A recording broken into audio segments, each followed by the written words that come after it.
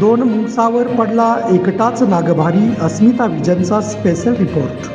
भर दुपारी 12 वाजता भंगार गोडाऊनमध्ये कर्मचारी काम करत असताना अचानक एक भला मोठा नाग त्या ठिकाणी आला व त्याच्या पाठोपाठच दोन मुंगस. त्या नागावर तुटून पडल्याचा प्रकार विजापूर रोड येथे घडला आहे. हा प्रकार पाहताच तेथील कामगारांची बोबडीच वळाली. त्या 3 प्राण्यांची झुंज पाहून एकच धांदल उडाली. जो तो हे दृश्य पाहण्यासाठी गर्दी करू लागला. हा सर्व प्रकार पाहून तेथील कामगार सचिन डावरे यांनी आपल्या मोबाईलमध्ये हा क्षणचित्र टिपला आणि गोडाऊनचे मालक संतोष पुजारी यांना तो प्रसंग कळवला.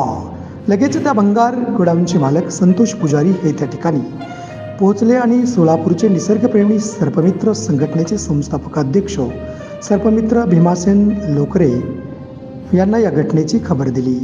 लोकरे व सर्पमित्र रविस्वामी हे त्या ठिकाणी पोहोचून पाहणी केली असता तेथील भंगाराच्या ढिगामध्ये तो नाग गेल्याचं समजलं व दोन्ही मुंगस हे गोडाऊनच्या बाहेर निघून गेल्याचं सांगण्यात आलं.